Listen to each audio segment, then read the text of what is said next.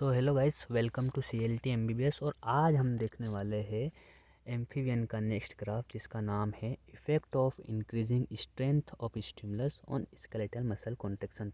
तो ये जो ग्राफ दिख रहा है ना, ये ग्राफ क्या बता रहा है कि डिफरेंट डिफरेंट मतलब स्ट्रेंथ ऑफ स्टिमुलस है ना, मतलब हम स्टिमुलस की जो स्ट्रेंथ है वो बढ़ाने पर हमको स्केलेटल मसल कॉन्ट्रैक्शन में क्या इफेक्ट देखने को मिलेगा। तो ये जो दिए हैं ना, ये स्ट्रेन स्टिमुलस है और इसकी हम स्ट्रेंथ बढ़ा बढ़ा के देखेंगे। देखो, ये जो है ये सबसे कम स्ट्रेंथ का है, फिर हमने स्ट्रेंथ बढ़ाई, फिर ये स्ट्रेंथ मैक्सिमल स्ट्रेंथ और ये सुप्रा मैक्सिमल स्ट्रेंथ। ये स्टिमुलस है, इसकी हम स्ट्रेंथ बढ़ाने के बाद हम जो भी हम मसल कॉन्ट्रैक्शन में इफेक्ट देखेंगे उसी को ये ग्राफ बताता है।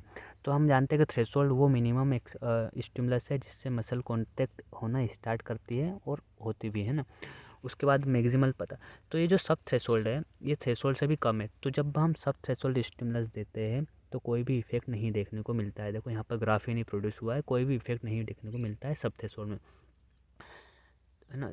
सब थ्रेशोल्ड में कोई भी नहीं मिला था, मतलब कुछ भी इफेक्ट नहीं हुआ था। अब थ्रेशोल्ड में मसल क्या हो जाती है, स्टार्ट हो जाती है कॉन्ट्रैक्शन करना, और इस कॉन्ट्रैक्ट भी होती है। उसके बाद मैक्सिमल स्टिमुलस जब हम देते हैं तो मसल क्या करते हैं, मैक्सिमल कॉन्ट्रैक्ट करती है, मैक्सिमली कॉन्ट्रैक्ट करती है। और ये बेस्ट स्टिमुलस है, क्योंकि इससे कम दोगे तो वो थोड़ी बहुत करती और ज़्यादा दोगे तो उसका इफेक्ट नहीं होता है, क्योंकि मैं आगे बताने वाला हूँ।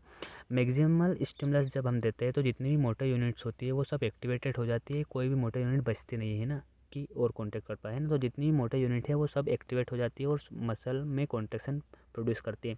और सुप्रा मैक्सिमल का क्या काम होता है कि सुप्रा मैक्सिमल का हम यदि सुप्रा मैक्सिमल स्ट्रेंथ यदि देंगे तो हमको कुछ ज़्यादा इफेक्ट नहीं देखने को मिलता है, सेम एज मैक्सिमल, क्योंकि सुप्रा मैक्सिमल से पहले हमने मैक्सिमल दिया था तो सभी जो मोटे यूनिट है वो एक्टिवेटेड हो चुकी है ना। तो सुप्रा मैक्सिमल से हमको कॉन्ट्रैक्शन में हमको इंक्रीमेंट नहीं दिखता है, जो मैक्सिमल का है वही हमको यहाँ पर भी दिखता है, क्योंकि मैक्सिमल पे आने के बाद ही सभी मसल्स क्या हो जाती है, एक्टिवेट हो जाती है। उसके बाद हमको मोटा यूनिट बचती ही नहीं है एक्टिवेटेड के लिए, है ना। तो सुप्रा मैक्सिमल का कुछ ज़्यादा इफेक्ट नहीं होता, जो मैक्सिमल का होता है वही सुप्रा मैक्सिमल का भी होता है। तो इसका कोई मतलब नहीं रहता है हमारे इस ग्राफ में, बट हमको ये अप्लाई यहाँ पर लिखना पड़ेगा, है ना, कि सुप्रा मैक्सिमल का कोई ज़्यादा हायर मतलब ज़्यादा रिस्पॉन्स नहीं आता, जितना मैक्सिमल का आता है उतना ही आता है, क्योंकि जितनी मोटर यूनिट है वो इसी यहीं पर एक्टिवेटेड हो जाती है।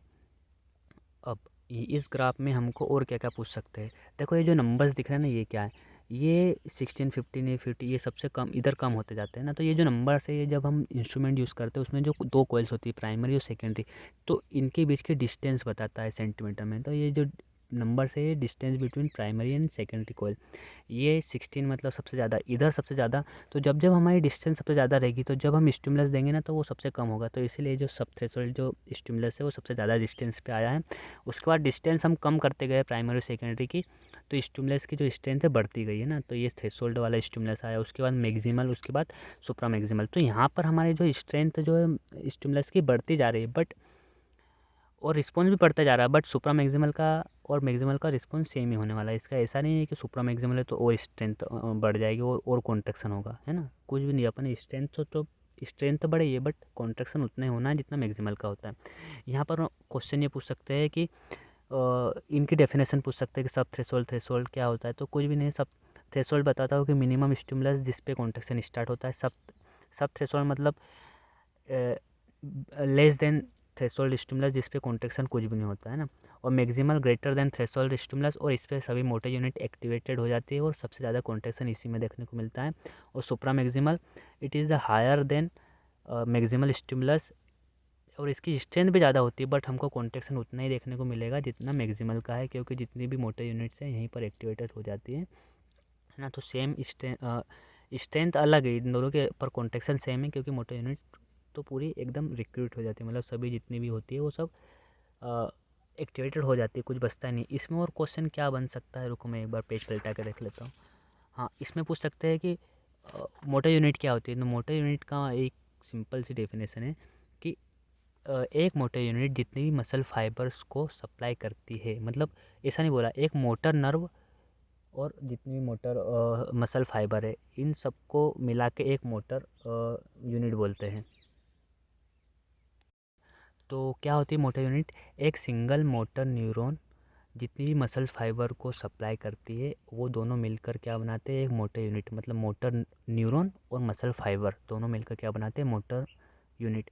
अब फिर यहाँ पर एक क्वेश्चन और पूछ सकता है कि हम स्टिमुलस बढ़ाते हैं तो स्ट्रेंथ बढ़ाते हैं तो कॉन्ट्रैक्शन बढ़ता क्यों क्यों इसका रीज़न ये दिया गया है कि जैसे जैसे हम स्ट्रेंथ बढ़ाते हैं तो जो मोटर यूनिट्स है वो उसका जो नंबर है वो बढ़ते जाता है। मतलब बहुत सारे जब मोटर न्यूरॉन्स है वो मसल्स के साथ साथ मसल फाइबर के साथ एक्टिवेट होती रहती है और अलग अलग मसल फाइबर को, मतलब बहुत सारे मसल फाइबर को क्या कर देती है, स्टिमुलेट कर देती है, ताकि नंबर ऑफ मसल फाइबर का जो स्टिमुलेशन है वो बढ़ जाता है, जिसकी वजह से हमको मसल कॉन्ट्रैक्शन ज़्यादा दिखने को मिलता है ना।